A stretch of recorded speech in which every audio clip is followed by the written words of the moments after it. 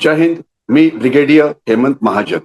आपल्याला आठवत असेल की युद्ध हे 28 फेब्रुवारीला सुरू झालं होतं की या युद्धामध्ये पाकिस्तानची भूमिका काय राहिली. पाकिस्तान आपल्याला आठवत असेल तर काही महिन्यापूर्वी पाकिस्तान आणि सौदी अरेबियामध्ये एक लष्करी करार झाला होता, ज्याला इस्लामिक नेटो असं संबोधलं होतं. नेटो म्हणजे काय? North Atlantic treaty organisation.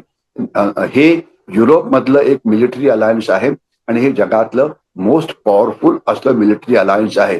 ज्यावेळेला हा अलायन्स झालं तर त्यावेळेला काही तथाकथित तज्ञांनी सांगितलं होतं की याच्यामुळे भारताचं किती नुकसान होईल.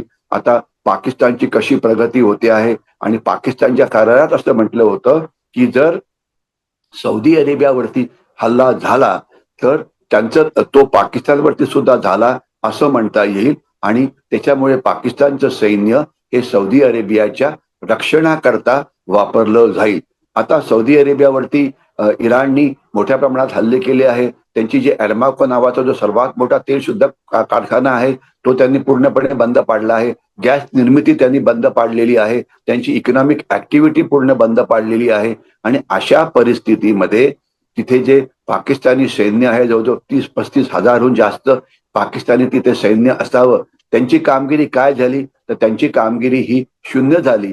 पाकिस्तानची एअर डिफेन्स जी खास तर चीनी बनावटीच्या शस्त्रांवरती अवलंबून होती ती अजिबात टिकू शकली नाही आणि सौदी अरेबियाचं खूप नुकसान झालं. तर हा जो पाकिस्तानी नेटो होता याचा पूर्ण पराभव झाला. उलटा इराणनी पाकिस्तानला धमकी दिली की जर तुम्ही सौदी अरेबियाला जर मदत केली तर आम्ही तुमच्यावरती हल्ले करू. आणि आपण जर नकाशा बघितला असेल तर जवळजवळ 1000 किलोमीटरची सीमा कॉमन आहे. इराण आणि पाकिस्तानची सीमा एकमेकाला जोडलेली आहे, लक्षात ठेवा, जोडलेली आहे. तर पाकिस्तानला मोठं नुकसान होऊ शकतं. तर थोडक्यात पाकिस्तानने ऑफर केलं होतं सगळ्या इस्लामिक राष्ट्रांना की जर तुम्हाला गरज पडेल तर तुमचं रक्षण आम्ही करू शकतो. आणि त्यावेळेला भारतातले काही तज्ज्ञ, सोकाळ तज्ज्ञ अगदी उतावळे झाले होते की बघा आता पाकिस्तान केवढं मोठं राष्ट्र बनतं आहे, परंतु पाकिस्तानचा यामध्ये पूर्णपणे मानसिक लष्करी पराभव हा झालेला आहे. ते अजिबात सौदी अरेबियाला वाचू शकलेले नाहीये आणि सौदी अरेबिया त्यांच्यावरती खूपच रागावलेला आहे. आणि याच वेळेला याचा संबंध इराण वॉरशी नाही परंतु पाकिस्तानशी आहे. त्याच्यावरची विषय 2 मिनिटं फक्त बोलणं गरजेचं आहे. ते म्हणजे सध्या पाकिस्तान आणि तेहरीक तालिबान पाकिस्तान किंवा अफगाणिस्तान किंवा तालिबान यांच्यामध्ये मोठं युद्ध सुरू आहे. फक्त जगाचं त्याच्याकडे जे पुरेसं लक्ष पाहिजे ते नाही. पाकिस्ताननी त्यांच्या एअरफोर्सच्या मदतीने तेहरीक तालिबान पाकिस्तानचे जे तळ होते काबूलमध्ये, कंदारमध्ये, अफगाणिस्तानमध्ये त्याच्यावरती हल्ले केलेले आहेत.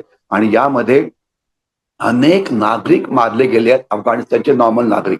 हे जे शेवटचा जो हल्ला झाला पाकिस्तान एअरफोर्सचा तर त्याच्यामध्ये त्यांनी एक जे अफगाणिस्तानमध्ये एक जे हॉस्पिटल होतं त्याला डी एडिक्शन सेंटर असं म्हटलं जातं, जिथे ज्यांना अफगाणच्या चरसचं व्यसन लागलं असतं त्यांना ते व्यसन काढण्याकरता व्यसनमुक्ती ते केंद्र होतं. तर तिथे जवळजवळ 250-300 अफगाणी मारले गेले.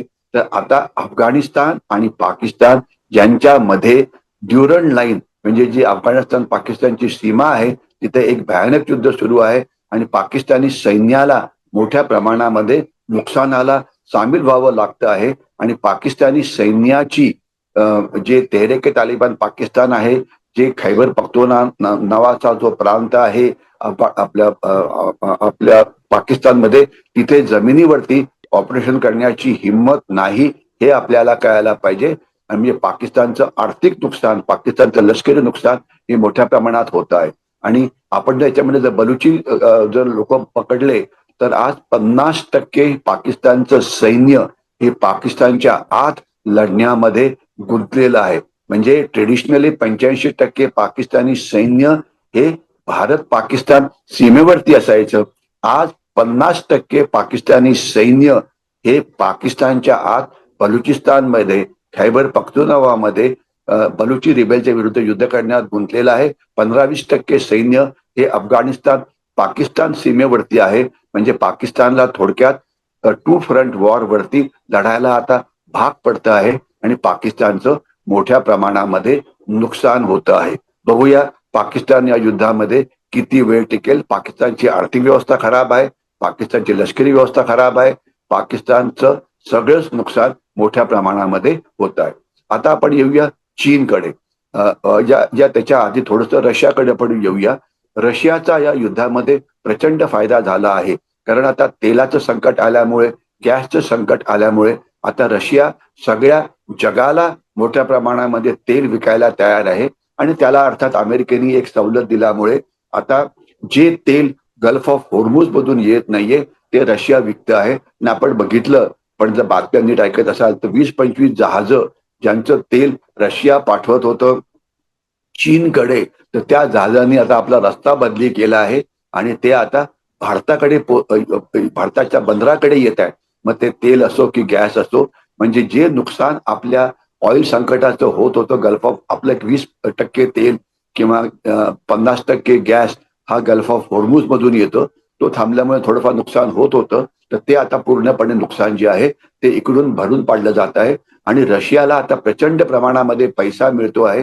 आणि सर्वात मोठं जर कोणाचा फायदा झाला असेल या युद्धामुळे तर तो रशियाचा होतोय. कारण त्यांना आता त्यांची लढण्याची क्षमता युक्रेनमध्ये मोठ्या प्रमाणात वाढते आहे.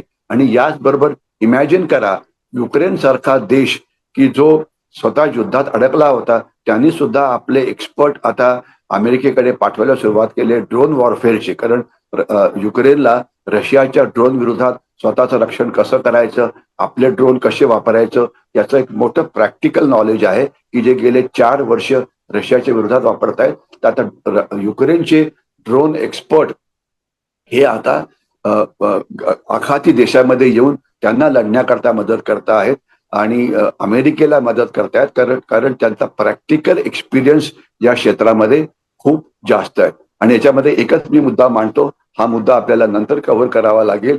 काल परवाची बातमी आहे, त्याच्याविषयी मी बोललो होतो की 7 परकीय नागरिक, याच्यामध्ये 6 युक्रेनचे आहेत आणि एक अमेरिकेचा आहे. त्यांना मिझोराम मधून हे गेले होते म्यानमारमध्ये आणि त्यांनी ड्रोन वॉरफेअर कसं करायचं याचं प्रशिक्षण तिथल्या बंडखोर गटांना दिलं. आणि आपल्या NIA म्हणजे नॅशनल इन्व्हेस्टिगेशन एजन्सी त्यांना पकडलेलं आहे. त्यांचा आता चौकशी चालू आहे, बघूया काय होतं. परंतु असे हे मर्सिनरीज किंवा भाडोत्री सैनिक ज्यांना आता युक्रेन युद्धामध्ये अनुभव मिळालेला आहे, ते सुद्धा जगात वेगवेगळ्या ठिकाणी पाठवले जात आहेत. तर भारतात आले ते, पण त्यांना आपल्याला पकडण्यामध्ये यश मिळालं होतं. तर रशियाविषयी एवढंच. आणि आता शेवटचा मुद्दा जो आहे त्याच्याविषयी मला बोलायचा आहे, तो म्हणजे आहे चीन विषयी. चीन नंबर 2 ची आर्थिक शक्ती आहे. आपल्या 3.5 पटीने त्यांची जास्त आर्थिक शक्ती आहे. तर चीनला या युद्धात नेमकं काय मिळालं? या युद्धामध्ये चीनचं प्रचंड नुकसान झालंय. नीट ऐका जरा, चीनचं प्रचंड नुकसान झालंय. नंबर 1, चीन व्हेनेझुएलाकडनं जवळजवळ 30-40% तेल अतिशय स्वस्त दरामध्ये घेत होतं. कारण व्हेनेझुएलाकडनं कुठल्याही इतर राष्ट्रांची हिंमत नव्हती तेल घ्यायची, कारण अमेरिकेने त्याच्यावरती दबाव टाकला होता. पण चीन अमेरिकेच्या दबावाला विचारत नाही, म्हणून ते तेल घेत होतं. आता व्हेनेझुएलामध्ये अमेरिकन सत्ता आल्यापासून ते सगळं पूर्णपणे तेल तिकडनं मिळणं हे थांबलंय. तर 20-25% तेल जे चीनला व्हेनेझुएलामधून मिळत होते ते पूर्णपणे थांबलेलं आहे.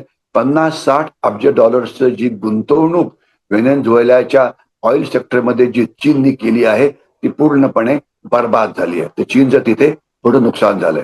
दुसरं, चीन एक म्हणजे जवळजवळ 90% तेल जे इराण एक्सपोर्ट करत होतं ते चीनला एक्सपोर्ट करत होतं. कारण चीन अमेरिकेला न जुमानता आपल्या शॅडो फ्लीटच्या मदतीने हे तेल आणत होतं. आता गल्फ ऑफ होर्मुझ बंद झाल्यामुळे ते तेल आता मोठ्या प्रमाणात तेलाची जी वाहतूक आहे ती बंद झालेली आहे. तर त्याच्यामुळे चीनचं तिथे सुद्धा प्रचंड नुकसान झालं आहे. आणि चीननी मोठ्या प्रमाणात गुंतवणूक केली होती इराणमध्ये अमेरिकेला न जुमानता. कारण चीन नेहमी हाय रिस्क गॅम्बल घेतो, म्हणजे मोठ्या प्रमाणात धोका पत्करतो. पण धोका पत्करला तर काही काही वेळा त्याचा फायदा पण खूप होतो. कारण चीनला अतिशय स्वस्त दरामध्ये, म्हणजे जे मार्केटमध्ये रेट जर $100 पर बॅरल असेल तर चीनला $50 पर बॅरलच्या मदतीने तेल मिळत होतं. व्हेनेझुएलामधून मिळत होतं, इराणकडून, जे आता पूर्णपणे बंद झालं आहे. तर चीनला जो ऑइल शॉक आहे हा खूप मोठा लागलेला आहे. याच्याशिवाय चीननी मोठ्या प्रमाणात जी गुंतवणूक पाकिस्तानमध्ये केली होती, चायना पाकिस्तान इकॉनॉमिक कॉरिडॉरमध्ये, ती सुद्धा मोठी धोक्यामध्ये आलेली आहे. तर या युद्धामध्ये चीनचं खूपच नुकसान झालं आहे, आर्थिक नुकसान खूप झालंय. आणि एक अतिशय महत्वाचं नुकसान म्हणजे चीननी मोठ्या प्रमाणात व्हेनेझुएला आपली शस्त्र विकली होती, म्हणजे एअरफोर्सची पण शस्त्र विकली होती, अँटी एअरक्राफ्ट डिफेन्स सिस्टीम या विकल्या होत्या. तर त्यांनी अजिबात तिथे काम केलं नाही. तर हे नुकसान आणि व्हेनेझुएलामध्ये अमेरिकन आरामात सिस्टीमला न्यूट्रलाइज करून व्हेनेझुएलाच्या अध्यक्षांना उठवून घेऊन गेले, तरी चीनची शस्त्र ही पूर्णपणे निष्क्रिय पडली. आणि नेमकं हेच झालेलं आहे. चीनची जी एअर डिफेन्स सिस्टीम होती, जी लावलेली होती त्यांनी इराणमध्ये, तर ती खोमेनी यांचं रक्षण करू शकली नाही. हे जे नेतृत्व होतं ज्यांचं रक्षण करू शकलं नाही. तर चीनचं लष्करी तंत्रज्ञान या या युद्धामध्ये मोठ्या प्रमाणात त्याचं फेल्युअर झालंय असं म्हणता येईल. तर या युद्धामध्ये चीनला मोठा धोका निर्माण झालेला आहे. आणि असं वाटत होतं की या युद्धाचा फायदा घेऊन चीन आता तैवानच्या विरुद्ध युद्ध सुरू करेल. अशा प्रकारचं ग्रे झोन वॉरफेअर चीनने सुरू केलेलं आहे. तर ते युद्ध होईल की नाही हा वेगळाच विषय होईल, परंतु त्याच्याविषयी आपण आता नाही, नंतर कधी बोलू. आणि आता शेवटचा मुद्दा आपण जो येऊ तर जगाची अर्थव्यवस्था किंवा जगाची सप्लाय चेन. असं मानलं जातं की या इराण, इस्रायल आणि अमेरिका युद्धामुळे जगाची अर्थव्यवस्था असं मानलं जात होतं की 3.4 किंवा 3.5% त्यांची ग्रोथ असेल. तर ती आता ग्रोथ 2.8 वरती आलेली आहे. म्हणजे जगाच्या अर्थव्यवस्थेचा वाढण्याचा वेग कमी होणार आहे. आखाती देशांची अर्थव्यवस्था उद्ध्वस्त झालेली आहे. इराणची अर्थव्यवस्था पूर्णपणे उद्ध्वस्त झाली आहे. पाकिस्तानची झाली आहे. चीनची झाली आहे. म्हणजे बहुतेक सगळ्या देशांच्या अर्थव्यवस्थेचा वाढण्याचा वेग हा अत्यंत कमी होणार आहे. मुख्य ऑइल शॉकमुळे किंवा गॅस शॉकमुळे किंवा आर्थिक शॉकमुळे किंवा ट्रान्सपोर्टेशनच्या बॉटलनेकमुळे किंवा जहाजांच्या बॉटलनेकमुळे वगैरे. तर हे सगळं सगळ्या जगाला अगदी अस्थिर करण्यात आलं आहे. आणि याकरता जबाबदार अर्थात डोनाल्ड ट्रम्प आहे की जे वेड्यासारखं त्यांनी हे युद्ध लादलं आणि त्याच्यात त्यांना काही फारसं मिळेल असं वाटत नाही. असं मानलं जातं की आता अमेरिका त्याच्या विरोधात उतरणार आहे, डोनाल्ड ट्रम्पच्या विरोधात. जे अमेरिकेचे NCTC नॅशनल काउंटर टेररिझम सेंटरचे जे मुख्य होते ते आता डोनाल्ड ट्रम्पच्या विरोधात गेले. त्यांनी रेसिग्नेशन केलं, त्यांनी आपला राजीनामा दिलेला आहे. याच्याशिवाय जे CIA चीफ होत्या त्या सुद्धा डोनाल्ड ट्रम्पच्या विरोधात आहेत. आणि डोनाल्ड ट्रम्पच्या विरोधात या युद्धामधला जो विरोध आहे हा वाढतो आहे. तर एखाद्या वेळी डोनाल्ड ट्रम्पला हे युद्ध थांबवावं लागेल. आता आपण थोडक्यात शेवटचा मुद्दा घेऊ की पुढच्या 10 दिवसात, पुढच्या महिनाभरात काय होईल. असं आहे की लो इंटेन्सिटी वॉर म्हणजे युद्ध सुरू राहील, परंतु आता तुमच्याकडे शस्त्रच कमी शिल्लक राहिल्यामुळे थोडीशी ड्रोन्स, थोडीशी मिसाईल, तर आपण जी शस्त्र आहे ती पुरवून युद्ध करू. तर इराण काही महत्वाच्या टार्गेट्सवरती फायर करत राहील. अमेरिकेकडे शस्त्र अजून आहे तर ते इराणला पाषाण युगामध्ये पाठवण्याचा प्रयत्न करतील. म्हणजे अनेकांना असं वाटतं, अनेक तज्ज्ञांना असं वाटतं की जसं इराक नावाचा देश आता पाषाण युगात गेला आहे, सिरिया पाषाण युगात गेलेला आहे, लिबिया एकेकाळी ही अतिशय पॉवरफुल देश होते, हे पाषाण युगात गेले आहे. आणि तिथे कोणाचं सरकार आहे कोणालाही काही माहिती नाही. तिथे वेगवेगळे गट एकमेकाच्या विरोधात त्याच देशामध्ये एकमेकाला मारत असतात. तर तशाच प्रकारचं युद्ध जे आहे हे इराणमध्ये होईल आणि इराण बेचिराग होईल. अशा प्रकारची एक म्हणजे पद्धती होऊ शकते असं मानलं जातं. तर किती लढण्याची क्षमता आता उरली आहे इराणकडे, किती लढण्याची क्षमता अमेरिकेकडे उरलेली आहे याच्यावरती हे अवलंबून राहील. परंतु एवढं नक्की की जी युद्धाची जी इंटेन्सिटी आहे किंवा तीव्रता आहे ही अत्यंत कमी होईल. आणि जे सप्लाय चेन होर्मुजचं महत्व आता हळूहळू कमी होईल. कारण इतर जे ऑइल सरप्लस देश आहेत आफ्रिकेतले असो की हे असो, ते आता मोठ्या प्रमाणामध्ये आपला सप्लाय वाढवतील. कारण अशा वेळेस तर इतर देशांनी जर आपला सप्लाय वाढवला, जसा रशियाने वाढवला आहे, तर अर्थात त्यांना मोठा फायदा होणार आहे. कारण किमती चांगला वाढलेल्या आहेत. तर त्याच्यामुळे गल्फ ऑफ होर्मुज मधून येणारं तेल जे कमी होत होतं ते त्याची शक्यता आता इतर देश वाढवतील. त्याच्यामुळे एनर्जी संकट आहे हे आता मोठ्या प्रमाणामध्ये कमी होईल. तर हे झालं विश्लेषण. थोडक्यामध्ये असं म्हणता येईल की ही एक ड्रॉ मॅच आहे. नुकसान इराणचं खूप झालेलं आहे, परंतु अजून सुद्धा ते काही दिवस लढाई करू शकतात. Low intensity warfare. अमेरिका चं युद्ध म्हणजे युद्ध नेतृत्व कमी पडलेलं आहे, परंतु ते अजून सुद्धा उरलेली टार्गेट बर्बाद करून जातील युद्ध थांबवण्याच्या आधी. इस्रायलचे most of the war AIIMS हे अचीव्ह झालेले आहे.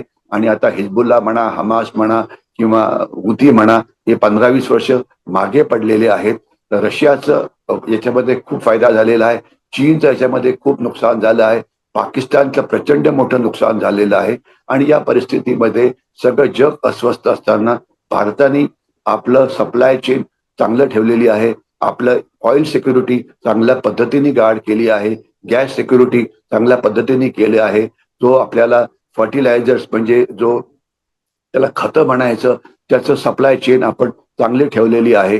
तर आपण या अतिशय खतरनाक जगामध्ये आपण बऱ्यापैकी एकत्र येऊन आपलं लढाई लढण्याचा जो म्हणजे पद्धत होती ती चांगल्या पद्धतीने वापरली आहे. तर मी इथेच थांबतो.